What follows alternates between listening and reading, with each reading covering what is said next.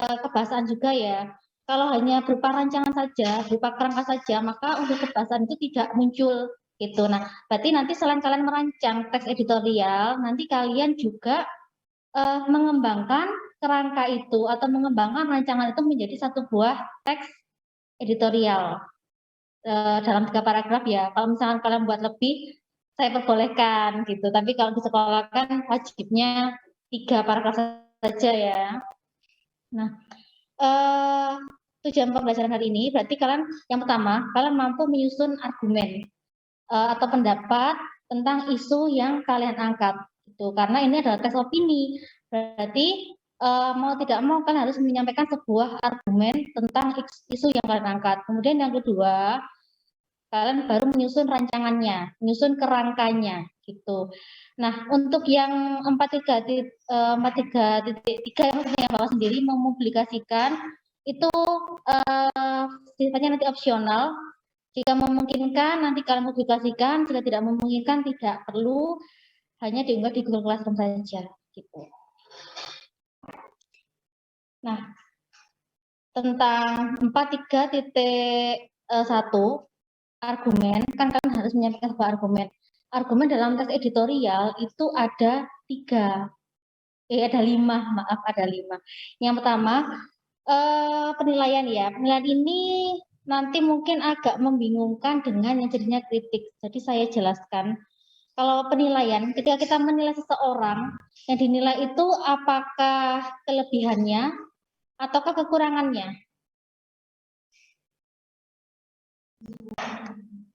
Kekurangan? Kelebihan? Yang di ruangan sini boleh menjawab, yang di rumah juga boleh loh. Ayo, siapa yang menjawab? Naswa? Kalau kamu menilai, bagaimana? Kamu menilai seorang itu kelebihan atau kekurangannya? Dua-duanya. Iya ya, betul. Kita kalau menilai itu tidak harus menilai kekurangannya. Kan biasanya menilai, mengevaluasi itu kekurangan. Tidak. Jadi kalau menilai ada kelebihan, ada kekurangannya. Misalkan kita mengangkat isu tentang pemerataan vaksin di kalangan pelajar. Nah, apa yang bisa kita nilai? Mungkin kita menganggap bahwa iya, iya, insya Allah aman. Ya. Yang kita nilai apa? Oh, mungkin kita menganggap bahwa pemerataan vaksin di kalangan pelajar ini baik atau perlu dilaksanakan. Nah, karena apa? Karena agar pembelajaran online itu segera dilaksanakan secara merata, mungkin seperti itu. Itu termasuk bentuk penilaian. Intinya di penilaian itu kita tidak menggunakan kata-kata yang buruk untuk menilai kekurangan. Kalau dikritik beda. Ya, saya berikan contoh dulu ya yang penilaian ya. Ini adalah contoh yang lain yang saya sampaikan di sini.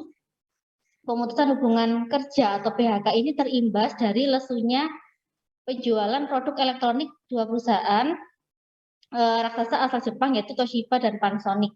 Ini. Nah, kalau yang kritik, ini kritiknya, jadi menilai kekurangan atau menilai keburukan dari suatu peristiwa atau mungkin kebijakan atau tema apapun yang kalian angkat, isu apapun yang kalian angkat di dalam teks editorial ini gitu. Sifatnya menggunakan bahasa yang lebih apa ya, yang lebih tajam lah ya. Seharusnya hal ini tidak perlu dilaksanakan karena ini jelas akan mengganggu ketertiban umum, misalkan seperti itu.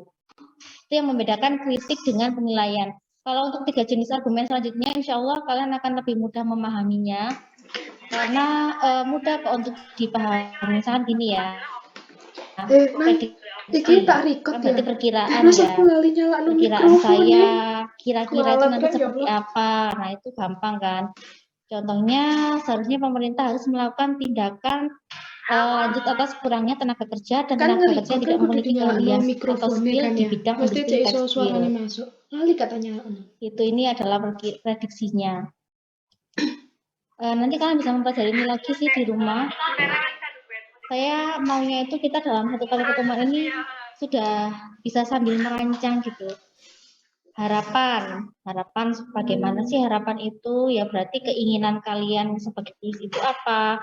Harapan kalian sebagai penulis itu bagaimana tentang suatu permasalahan yang kalian angkat gitu. Ingat, tes editorial itu harus ada keberpihakan ya. Kalian berpihak ke pihak yang mana? Ke pihak yang pro atau kontra. Misalkan kalian mau mengangkat tema vaksin. Vaksin kan masih belum jelas ya. Berarti harus kita perjelas dulu tema yang kita angkat itu seperti apa.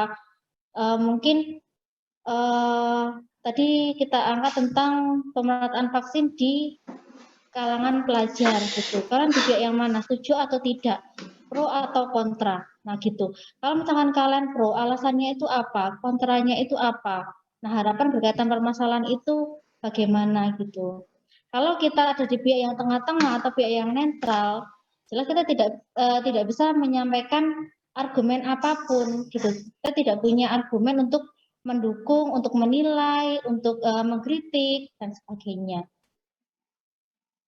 Biasanya harapan ya ada kata-kata yang bisa kita amati ya, bukan kata semoga, harapannya dan sebagainya. Bisa sifatnya itu implisit atau eksplisit. Tanpa penulis mengatakan semoga, tanpa mengatakan harapannya, itu kita bisa langsung menangkap dari argumen itu bahwa itu merupakan suatu harapan gitu. Yang terakhir adalah saran, rekomendasi, dan saran itu sama ya. Berarti saran biasanya berkaitan dengan solusi untuk satu permasalahan itu enaknya bagaimana gitu. Nah, kalau berkaitan dengan strukturnya ya, biasanya saran, kemudian harapan itu ada di bagian penegasan. Nah, kalau untuk penilaian, kritik, prediksi itu lebih banyak ada di bagian isi atau argumen. Ingat nggak kemarin di struktur itu ada berapa bagian? Ada apa saja? Jadi sudah saya beri clue ya. Ada argumen, ada penegasan, terus ada apa lagi di strukturnya? Pengenalan.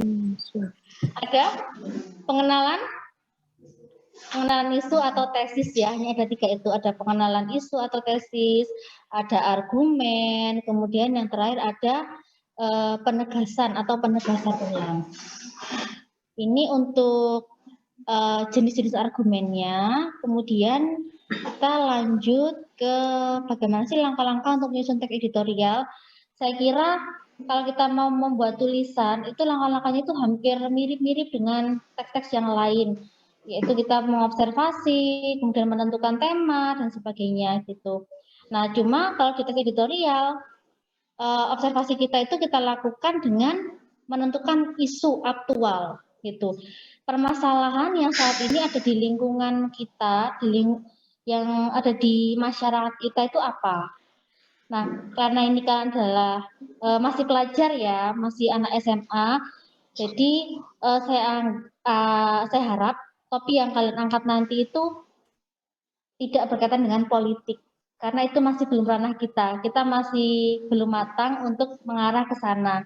Nah, di sini coba saya berikan sedikit gambaran, bisa berupa isu budaya, ekonomi, kemanusiaan, dan sebagainya. Saya kira itu lebih masuk untuk kalian. Nanti silakan kalian googling.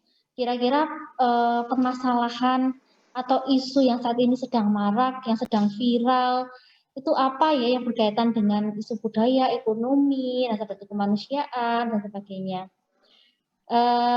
Saya tegaskan lagi, viral itu tidak selalu bisa menjadi ide untuk teks editorial ya, tidak selalu.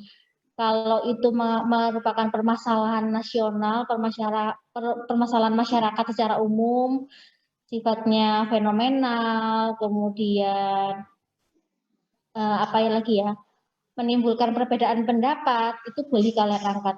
Tapi kalau hanya viral saja, misalkan kan sekarang banyak ya sedikit viral, misalkan di TikTok itu kan ya. Di TikTok ada anak seperti ini viral, ada permasalahan seperti ini viral. Nah, saya anggap itu belum bisa, itu kan hanya masalah perorangan ya, masalah pribadi. Berarti tidak bisa kita masukkan di teks editorial. Gitu.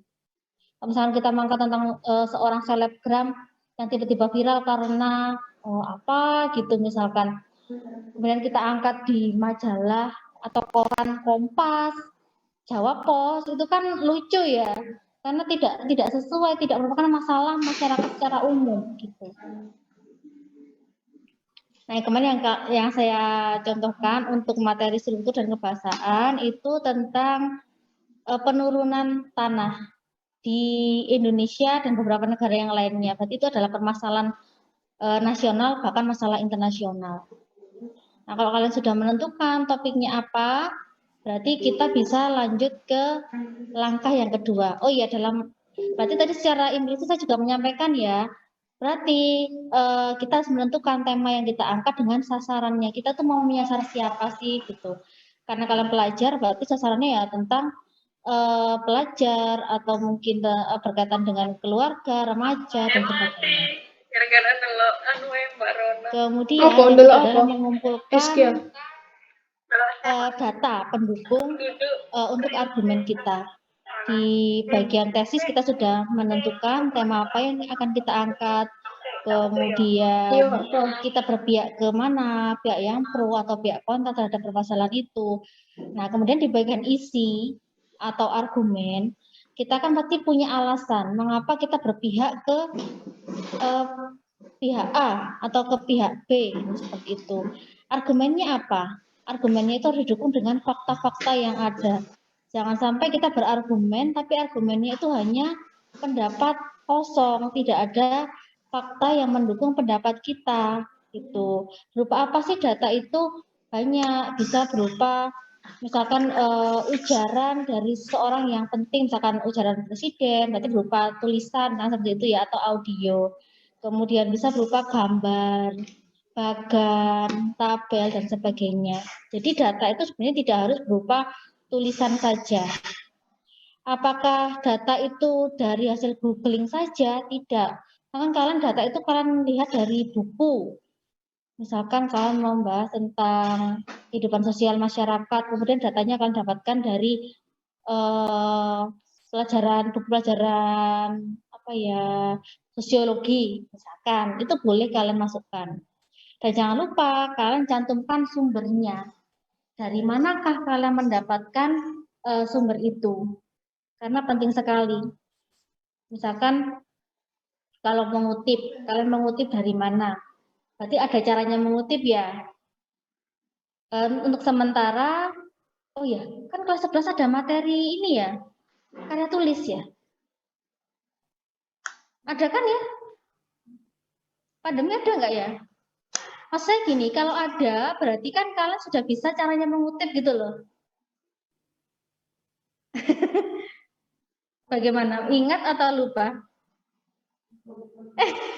Berarti nanti silakan kalian belajar lagi ya materi kelas 11. Insya Allah ada materi menulis membuat karya tulis ilmiah. Insya Allah itu semester 2, proposal. Nah gitu. Kalau mengutip berarti ada caranya mengutip bagaimana. Kalau misalkan kalian menuliskan data berupa gambar, bagan, dan sebagainya, berarti di bawah gambarnya itu ada keterangan sumbernya dari mana gitu ya. Nah setelahnya baru kita di tahap menyusun. Data-data yang sudah kita kumpulkan tadi, baru kita kembangkan menjadi karangan. Ingat, dalam mengembangkan karangan, kita harus tahu sasarannya itu siapa. Dikaitkan dengan tahap yang pertama tadi ya, menentukan isu, menentukan siapa target kita, sesuaikan bahasanya dengan bahasa pembacanya. Kalau kita mau menulis misalkan di Jawa Pos kan pembacanya luas ya, mulai dari orang yang berpendidikan tinggi sampai berpendidikan rendah, dari yang penguasaan bahasanya tinggi sampai yang biasa-biasa saja. Kalau kita mau menulis di Tempo, beda lagi. Di Tempo itu pembacanya lebih orang yang berpendidikan menengah ke atas. Jadi kita bisa menyelesaikan bahasanya gitu. Kemudian fakta yang ya intinya fakta ya sesuai dengan dengan siapa pembacanya. Kita menyajikan fakta yang real, intinya seperti itu loh. Enggak, nanti misalkan orang itu masih memikirkan fakta itu masih jauh gitu. Oh, apa sih maksudnya? Kadang kan ada yang seperti itu. Karena keadaan yang kita contohkan itu tidak dipahami oleh pembaca, kadang ada seperti itu. Makanya kita harus menyesuaikan apa yang kita baca dengan eh, apa yang kita sampaikan dengan siapa pembacanya. Yang terakhir adalah merevisi jelas ya, karena saya yakin tidak ada seorang pun yang bisa membuat tulisan dalam sekali jadi itu langsung bisa naik terbit misalkan seperti itu. Bahkan seorang penulis terkenal pun ketika dia ingin membuat sebuah buku, mengirimkan bukunya ke percetakan, kan pasti ada editornya gitu. Mungkin dari isinya dia sudah bagus, tapi dari segi kebahasaan perlu kita perhatikan lagi gitu. Apakah kalimatnya itu mudah diterima oleh orang lain atau mungkin membingungkan atau tidak. Kadang ada yang menuliskan kalimat itu panjang, satu paragraf satu kalimat, panjang sekali sehingga orang lain tuh susah menangkap inti dari paragraf itu. Maka itulah tugas dari editor gitu. Kemudian terlalu banyak tanda baca koma. Nah, itu kan juga mengganggu pembaca untuk memahami isinya. Nah, itu perlu kita cek lagi ejaan, tanda baca, diksi apakah atau pilihan kata ya. Diksi yang kita pilih itu sudah sesuai atau tidak. Gitu. Yang terakhir adalah kepaduan kalimat, kalimat satu dan lainnya itu saling mendukung atau tidak, nyambung atau tidak.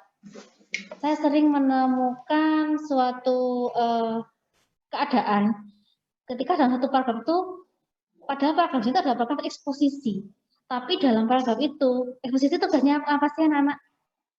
Eksposisi yang di sini juga boleh menjawab.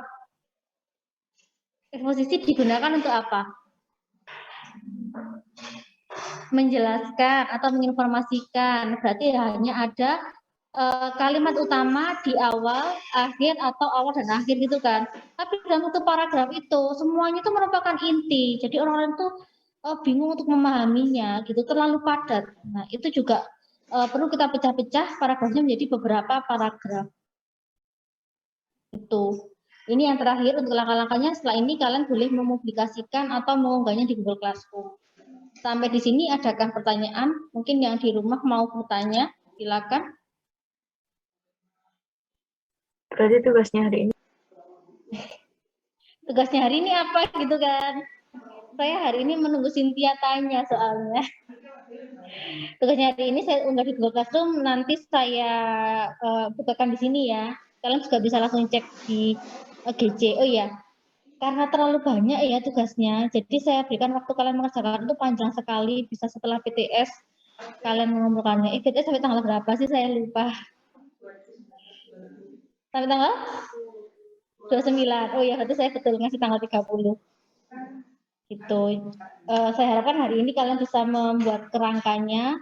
Kemudian tanggal 30 nanti kalian bisa maksimal tanggal 30 itu mengembangkan teksnya. Gitu. Untuk konsultasi nanti kita chat di ini aja ya, di Google Classroom ya. Ada yang mau tanya lagi apa enggak? Yang di rumah? Enggak ada. Yuk lanjut. Nah, ini adalah langkah-langkah yang perlu kalian lakukan untuk melakukan penugasan. Yang pertama adalah kalian mengunduh tugasnya di GC, diketik saja ya, jangan ditulis tangan, jadi nggak perlu di print. Kemudian ini, kalian cari isu terkini sama seperti yang tadi saya sampaikan. Untuk informasinya tidak harus googling ya, tidak harus berselancar di internet. Kalian boleh dari buku, dari koran gitu. Kadang kan koran itu juga membawa data-data yang penting. Misalkan ini, ada kan misalkan di Jawa Pos itu ada deteksi, ingat nggak? Deteksi yang isinya itu polling-polling itu loh. Nggak pernah baca koran ini balik. Nah gitu, kalian juga bisa mengambil data dari itu kalau berkaitan dengan permasalahan yang kalian angkat. Kemudian baru kalian mengetik dan menyunting. Jangan lupa diberi judul ya. Ingat, judulnya itu jangan diberi judul seperti ini. Terus editorial, misalkan apa ya, kenakalan remaja gitu. Jangan, itu kan tidak menarik. Kita harus memberikan judul yang menarik sehingga pembaca itu penasaran. Bagaimana sih isi dari tulisan kita gitu. Kalau seperti itu namanya bukan judul sih, itu identitas saja, identitas teks saja. Kemudian untuk judul misalkan gini ya, kalau kita mau mengangkat tentang kenakalan remaja itu kenakalan remaja disebabkan oleh orang tua, tanda tanya misalnya itu. Boleh enggak kita pakai tanda tanya di judul editorial? Boleh. Nah, kalau misalnya kita menggunakan judul seperti itu, orang lain kan akan berpikir. Rata-rata kan yang kita ketahui mungkin selama ini, oh itu nakal karena orang tuanya terlalu sibuk atau orang tuanya begini-begini. Kadang kan ada pemikiran seperti itu ya anak-anak ya. Nah itu perlu kita apa ya? Kalau kita diskusikan dengan eh, orang sekitar kita gitu. Nah karena ini dari koran, maka kita cara mendiskusikannya ya melalui editorial ini gitu. Ini adalah kalimat terakhir dari saya. Jadi dengan menulis teks editorial itu kita akan lebih peka terhadap lingkungan, itu sudah pasti. Karena kita mengetahui informasi-informasi terkini di sekitar kita. Nah tugas kalian adalah, nah ini, mari kita menjadi penulis opini yang peka dan santun dalam menulis. Kenapa saya menyampaikan seperti ini? Karena banyak sekali kita lihat di lingkungan kita, orang menulis di sosial media, atau mungkin di channel YouTube-nya masing-masing secara lisan, atau secara tulis dengan menggunakan bahasa yang kurang baik dalam artian menyakiti hati orang lain, menggunakan bahasa yang kasar dan sebagainya. Kalian pasti bisa untuk menyusun sebuah teks editorial dengan bahasa yang baik dan santun sehingga apa yang kalian sampaikan itu bisa diterima oleh pembacanya, oleh masyarakat sekitar. Ya sekarang ini saya stop share dulu ya. Saya coba bukakan GC. Tugasnya kalau akses harus minta izin dulu. Kalau apa saya? Kalau akses harus minta izin dulu. Kalau A, Masih minta akses izin. tugasnya minta izin. Ya, drive-nya.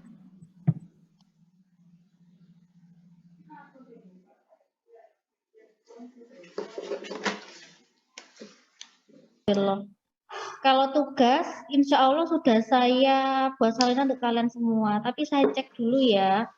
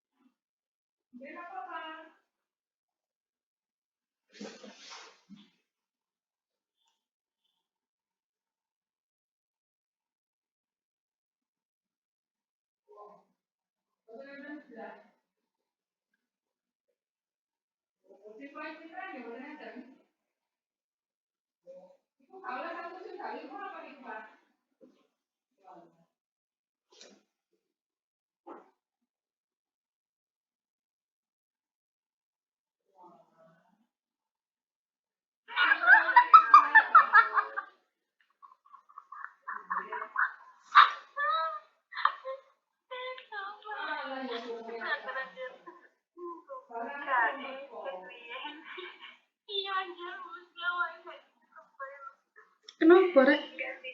Mereka itu dikerja itu. Iya. Mereka yang ingin deket-deket guys. Kenapa, kenapa? Deloan sing tak kirim di grup. Deloan sing tak kirim di grup. Wah. Iya. Nah, kamera ini Ayo dipraktek no deh Zoom. Ya, Cak.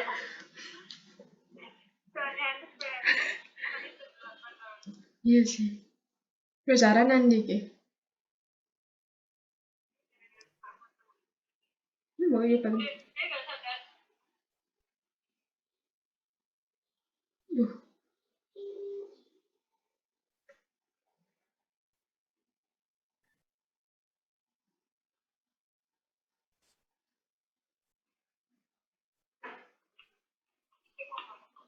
Dua.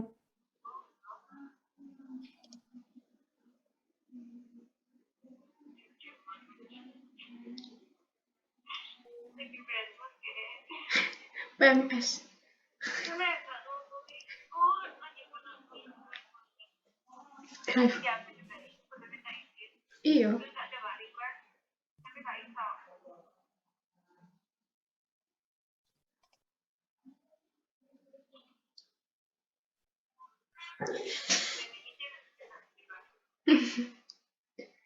Muka ai. Itu atrak. Tadi ngomong apa? Hah? Tadi pas terus kepotong sama Misi. Pas baru masuk. Namanya Abraham. Oh, Abraham. Iki kok bimbel apa umi? Umi ya? Ini sudah saya berikan kopi, gimana ya? Apa saya hapus terus saya ganti lagi ya? Ngomongno tugas. Iya sih drive.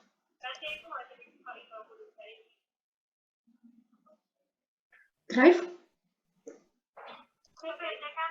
Drive Nabila. Drive file. Sebelah PPT. Hah? Bingung deh sing ndi. Ya kan? Sebelah Allah lamanya. Makanya kudungmu kena nosek. Apa gak bisa diapa-no?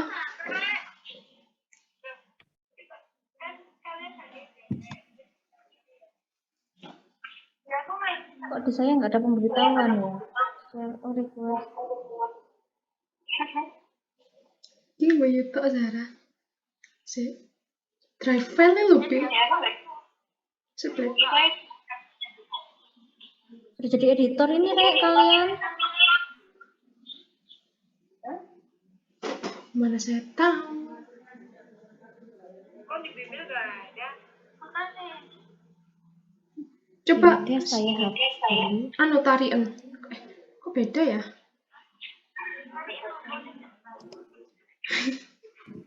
Saya buatkan tugas baru aja ya. Iya wes ya.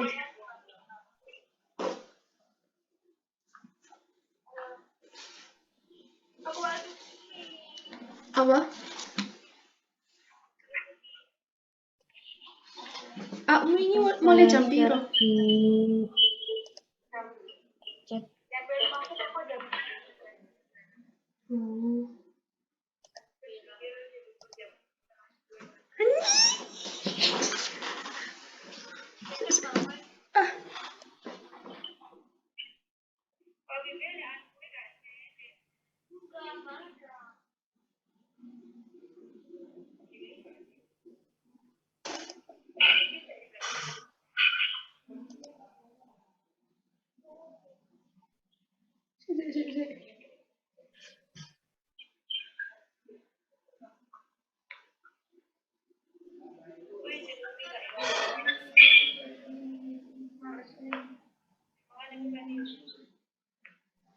Ini kenapa nggak masuk ya chatnya?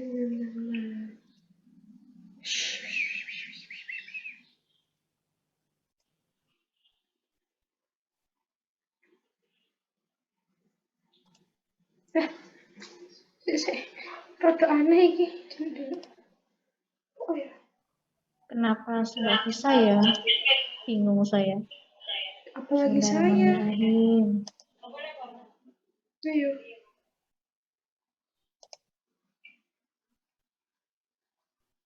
Ini kenapa? Ada apa gerangan?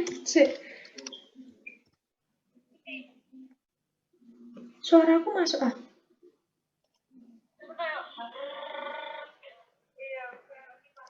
Padahal Anjir kamu.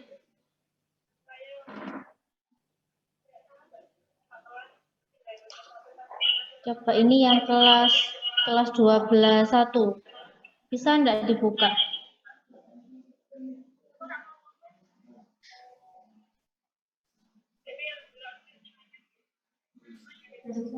Bisa ya?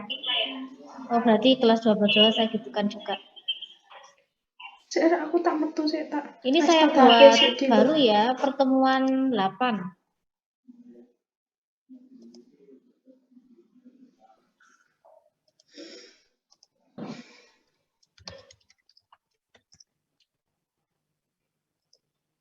Kemarin itu kelas yang pertama enggak apa-apa, enggak ada masalah, bisa di-download.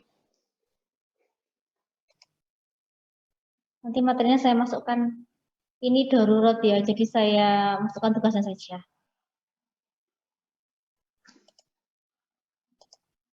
Nah, share screen.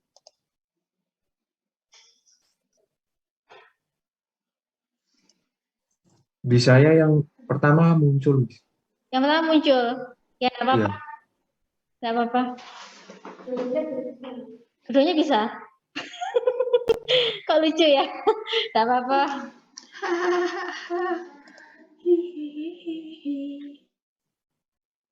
Ini adalah wujud tugas kalian. Yang pertama adalah kalian menentukan isu, sasarannya siapa, berarti tema yang tepat atau isu yang tepat untuk kalian ambil itu apa gitu. Nah, tadi yang saya contohkan kan tentang vaksin ya. Untuk yang poin B, isu yang diambil bertema ini tolong diperjelas, jangan hanya vaksin saja, tapi bisa misalkan pemerataan vaksin bagi pelajar atau vaksin apa ya, vaksin Sinovac lebih tepat untuk pelajar misalkan seperti itu. Ini untuk pelajar semuanya Sinovac atau tidak? Ada yang sudah vaksin belum? Sudah, pakai apa Dok?